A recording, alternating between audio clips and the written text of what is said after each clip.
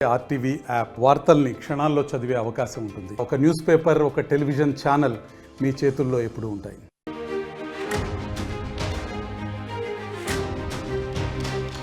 Breaking news చూస్తున్నాం. AP deputy CM Pawan Kalyan కు మరో బిగ్ షాక్ తగిలింది. వాలంటీర్లు బిగ్ షాక్ తగిలించారు. పవన్ పై కేసు పునర్విచారణకి హైకోర్టులో మహిళా వాలంటీర్ తరఫున వాద్యం దాఖలు చేశారు జడ శ్రావణ్ కుమార్, ప్రముఖ లాయర్. ఇక కూటమి ప్రభుత్వం పవన్ పైన కేసు ఉపసంహరించుకోవడంతో హైకోర్టులో క్రిమినల్ రివిజన్ పిటిషన్ దాఖలు చేశారు. ఇద్దరు మహిళా వాలంటీర్లు, గతంలో 30,000 మంది మహిళలు అదృశ్యం వెనుక వాలంటీర్ల హస్తం ఉందంటూ ఎన్నికల ప్రచారంలో పవన్ వ్యాఖ్యలు చేశారు. అదృశ్యమైనటువంటి వారిని వ్యభిచార కూపంలోకి దించడానికి వాలంటీర్లు కారణమన్నారు పవన్ కళ్యాణ్. గత ప్రభుత్వం కేసు నమోదు చేసిన ఆయన పైన, ప్రస్తుతం పవన్ కళ్యాణ్ పైన కేసు నమోదుకు గత ప్రభుత్వం జీవో కూడా జారీ చేసింది. అయితే అప్పట్లో కేసు దాఖలు చేసినటువంటి గుంటూరు జిల్లా కోర్టు పబ్లిక్ ప్రాసిక్యూటర్ పవన్ కు సమన్లు జారీ చేశారు. గుంటూరులోని 4వ అదనపు జిల్లా కోర్టులో ఏ కారణం చూపకుండానే ప్రస్తుతం కేసు విత్డ్రా చేసుకున్నారు కూటమి ప్రభుత్వం. రేపు హైకోర్టులో కేసు విచారణకు వచ్చే అవకాశం ఉంది. ఒకసారి గతంలో పవన్ కళ్యాణ్ వాలంటీర్ల పైన చేసినటువంటి ఆ వ్యాఖ్యల తాలూకు ఆ వీడియో చూద్దాం ఒకసారి. ఈ వాలంటీర్స్ టీంని పెట్టారు. ప్రతి ఊర్లో, ప్రతి గ్రామంలో ఎవరి మనిషి, ఏ కుటుంబంలో ఎంతమంది ఉంటారు, ఏ కుటుంబంలో ఆడపిల్లలు, అక్కడ ఏమేమి ఉన్నాయి వాళ్ళకి, వాళ్ళు ఎవరైనా అబ్బాయిలను ప్రేమిస్తున్నారా, వాళ్ళలో వితంతువులు ఉన్నారా, ఇట్లా ట్రాప్ చేసి హ్యూమన్ ట్రాఫికింగ్ జరుగుతూ ఉంది వీళ్ళ ఇన్ఫర్మేషన్ వల్ల. నేను మీడియా కూడా చెప్తా ఉన్నాను, మీరు దయచేసి దీన్ని శోధించండి. నా కేంద్ర నిఘా వర్గాలను హెచ్చరించింది చెప్తున్నాను.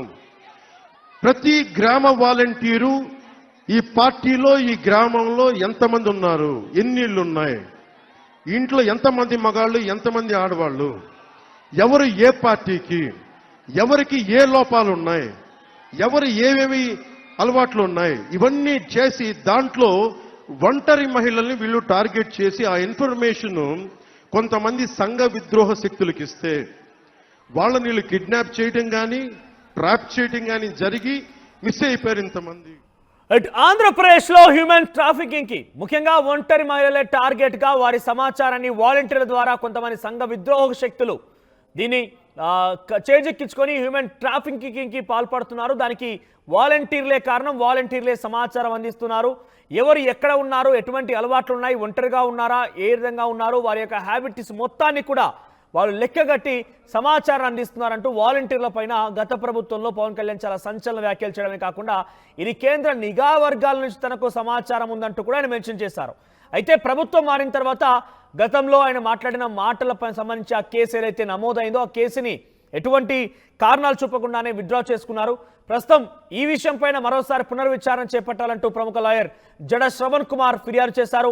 రేపు హైకోర్టులో ఈ కేసు సంబంధించి విచారణ జరిగే అవకాశం ఉంది. మరిన్ని అప్డేట్స్ మా సీనియర్ జర్నలిస్ట్ కృష్ణమోహన్ అందిస్తారు. కృష్ణమోహన్, సో కేసు తిరిగి పునర్విచారణకి హైకోర్టులో పిటిషన్ దాఖలైంది, వారి తరఫున వ్యాజ్యం దాఖలు చేశారంటే ఎలా చూడాలి, ఎటువంటి విచారణ కొనసాగే అవకాశం ఉంది? గతంలో మాట్లాడిన మాటలకి ప్రస్తుతం ప్రభుత్వం చాలా కీలకంగా ఉన్న పవన్ కళ్యాణ్ ఏదైనా దాని గురించి ఇంకా లోతుగా విశ్లేషించారా, వేరే విచారణ జరిపారా, ఆయన ఏ రకంగా మాట్లాడిన విషయం పైన ప్రస్తుతం అధికారంలో ఉన్నారు కాబట్టి కనీసం దాని గురించి సమాచారం తెలుసుకున్నారా?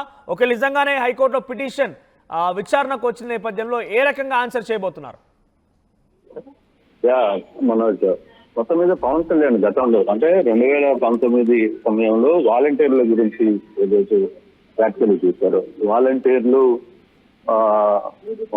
అంటే వాలంటీర్లు వ్యవహరిస్తున్న తీరు కావచ్చు, వాలంటీర్లు మహిళల పట్ల వ్యవహరిస్తున్న తీరు కావచ్చు, మరోవైపు మహిళా ట్రాఫికింగ్ జరుగుతోంది, దీంట్లో కొన్ని వేల మంది మహిళలు చేశారు. దానికి కారణం అందరూ కూడా వాలంటీర్లే. వాలంటీర్లు వ్యవహరిస్తున్న తీరు కొందరు ఇళ్లలో ఉన్న మహిళల పట్ల కావచ్చు విచిత్రమైనది. చాలా తీవ్రమైన అలిగేషన్స్ ని గతంలో పవన్ కళ్యాణ్ చేసిన నేపథ్యం అయితే మనం చూసాం. అయితే ఈ కంటెంట్ లోనే గతంలో ఇదే సంబంధించిన వ్యవహారంలో కొంతమంది వాలంటీర్లు కంప్లైంట్ చేయడం జరిగింది. అప్పుడు కేసు కూడా రిజిస్ట్రేషన్ చేశారు. దానికి సంబంధించి గతంలో ప్రభుత్వం జీవోను కూడా విడుదల చేశారు. అయితే ఈ జీవో నేపథ్యంలో అప్పుడు పెద్దగా సీరియస్ గా ప్రభుత్వం తీసుకోలేదు. ఇప్పుడు ప్రభుత్వం మారిన తర్వాత డిప్యూటీ సీఎం మీద ఉన్న కేసుని కొట్టేస్తూ ఒక నిర్ణయం కూడా తీసుకుంది. దీని మీద ఇప్పుడు తిరిగి లోడుతున్న పరిస్థితి అయితే కనబడుతుంది. ప్రముఖ లాయర్ జాడా శ్రవణ్ కుమార్ ఈ కేసుని ఒకసారి జీవోలు కేసు నమోదైన తర్వాత సుప్రీంకోర్టు ఆదేశాలు కూడా ఉన్నాయి. ఏ బేస్ మీద వీళ్ళందరూ కూడా ఈ కేసుని తొలగించారు. జీవోని ప్రభుత్వం వరంగానే ఉన్న కేసులన్నిటి మీద కూడా రద్దు చేస్తూ జీవోలు ఇవ్వడం కరెక్ట్ కాదు అనేది వీళ్ళకి సంబంధించిన ఒక ప్రధానమైన ఆలోచన. ఈ సంబంధించిన నేపథ్యంలోనే పవన్ కళ్యాణ్ మీద తిరిగి కేసును వేయాలనేది రికాల్ చేశారు. దానికి సంబంధించి 2-3 వాలంటీర్లు కూడా తిరిగి దీంతో యాక్టివేట్ హైకోర్టులో ఈ వ్యాజ్యం పైన ప్రభుత్వంలో ఎటువంటి కదలికలున్నా ఎటువంటి చర్చ కొనసాగుతోంది అంటే ఏ రకంగా ఎదుర్కోబోతున్నారు? డెఫినెట్ గా దీనికి సంబంధించి రేపు కొంత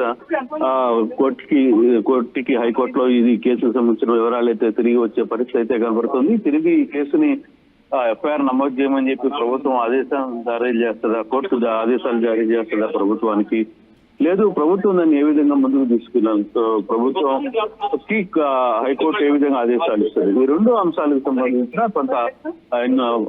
కొంత ఆలోచన అయితే జరుగుతుంది. దీనికి సంబంధించి రేపు హైకోర్టులో ఏ విధంగా తమ వాదనలు వినిపిస్తారు జాడా శ్రవణ్ కుమార్ అనేది, జాడా శ్రవణ్ ఎటువంటి అభ్యంతరాలు చెప్పబోతారు అంటే ఈ కేసుకు సంబంధించి లోతైన పాత సుప్రీంకోర్టు ఇచ్చిన కొన్ని జడ్జిమెంట్స్ కావచ్చు, వీటన్నిటిని కూడా జాడా శ్రవణ్ కొన్ని ఈ కోర్టు ముందు పెట్టే పరిస్థితి ఉంటుందని చెప్తున్నారు. ఒకవేళ అదే కానీ జరిగితే హైకోర్టు పవన్ కళ్యాణ్ మీద కొట్టేస్తూ అంటే పవన్ కళ్యాణ్ మీద పెట్టిన కేసుని ప్రభుత్వం ఏమైతే రద్దు చేసిందో సో ఆ కేసుకు సంబంధించి తిరిగి వాళ్ళని ముందు కేసుని నమోదు చేస్తారని చెప్తారా లేకపోతే ఏ విధంగా ముందుకు వెళ్తుంది అనేది ఇంకొక పాయింట్ కూడా. గతంలో ఆయన ప్రతిపక్షంలో ఉన్నారు, అటు వైసీపీ ప్రభుత్వం మీద ఆయన చాలా పెద్ద ఎత్తున ఒక యుద్ధం చేస్తున్నారు కాబట్టి ఆ సమయంలో వాలంటీర్లను ఉద్దేశించి ఆయన ఆ రకంగా మాట్లాడారు. ఆయన కేంద్ర నిఘా వర్గాల నుంచి సమాచారం ఉన్నారంటే ఓకే, కానీ ఇప్పుడు అధికారంలో ఉన్నారు, ఆయన చాలా కీలకమైన వ్యక్తిగా కూడా ఉన్నారు కాబట్టి ఆయన ఏమైనా ఇన్ఫర్మేషన్ కనీసం రాబట్టగలిగారా?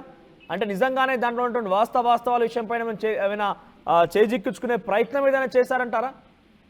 అంటే బేసిక్ గా దీంట్లో పవన్ కళ్యాణ్ గతంలో మాట్లాడిన ఈ ఇష్యూ పర్టికులర్ గా మహిళా ట్రాఫికింగ్ అనే వ్యవస్థలో 30,000 మంది మహిళలు ఇక్కడి నుంచి వెళ్ళిపోయారు, ఇక్కడి నుంచి తప్పించబడ్డారు, వాళ్ళందరూ కూడా కిడ్నాప్ కి గురయ్యారు అని చెప్తున్న మాట ఏదైతే ఉందో దానికి కారణం కూడా వాలంటీర్లు అని చెప్పి మాట్లాడతారు. ఇది కొంత సీరియస్ అలిగేషన్.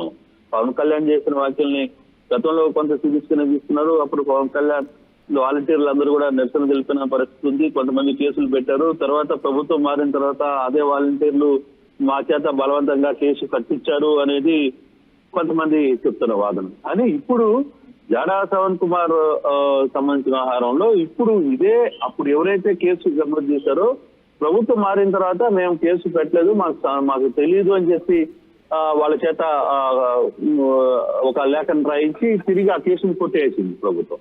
కానీ ఇప్పుడు మరొక 2-3 వాలంటీర్లు, ఎందుకంటే ఇప్పుడు వాలంటీర్ వ్యవస్థ మీద ప్రభుత్వం ఒక నిర్ణయం తీసుకునే పరిస్థితి లేదు. అది వాళ్ళు ఉంటారా ఓడగొడతారా అనే చర్చ జరుగుతున్న నేపథ్యంలో ఒకవైపు.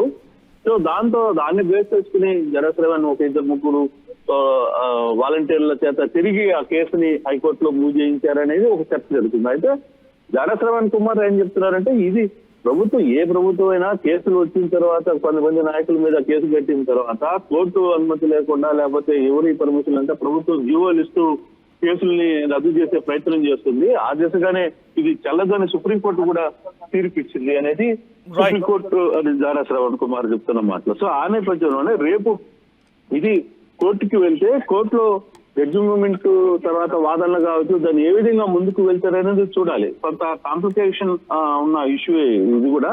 ఈ కేసుకు సంబంధించి ఏ విధంగా రేపు వాదనలు ఉంటాయనేది వేచి చూడాల్సిన పరిస్థితి అయితే ఉంది. Thank you Krishnamohan. సో మొత్తం మీద గతంలో వాలంటీర్ను ఉద్దేశించి ఏకంగా వారు హ్యూమన్ ట్రాఫికింగ్ కి పాల్పడుతున్నారు.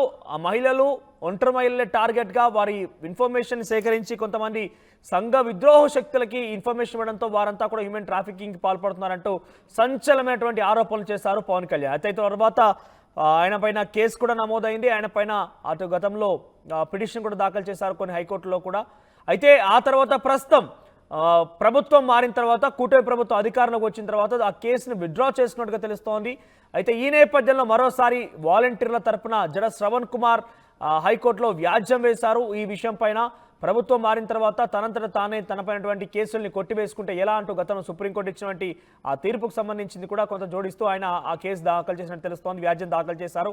మరి ఇంత కాంప్లికేటెడ్, ఒక రకంగా చెప్పాలంటే హ్యూమన్ ట్రాఫికింగ్ అనేది చాలా పెద్ద నేరం, కానీ ప్రభుత్వంలో ఉన్న వ్యక్తులే హ్యూమన్ ట్రాఫికింగ్కి పాల్పడే విధంగా కొంతమంది ఇన్ఫ్లుయెన్స్ చేస్తున్నారు, హ్యూమన్ ట్రాఫికింగ్ జరిగింది అనే రకంగా పవన్ కళ్యాణ్ లాంటి వ్యక్తులు మాట్లాడారంటే, ఆయన ఏకంగా కేంద్ర నిఘా వర్గాలు కూడా నాకు సమాచారం ఉంది అని చెప్పారంటే చాలా కాంప్లికేటెడ్ కేసే. మరి ప్రస్తుతం ఆయన అధికారంలో ఉన్నారు, అక్కడ ఆంధ్రప్రదేశ్కి డిప్యూటీ సీఎం హోదాలో కూడా ఉన్నారు.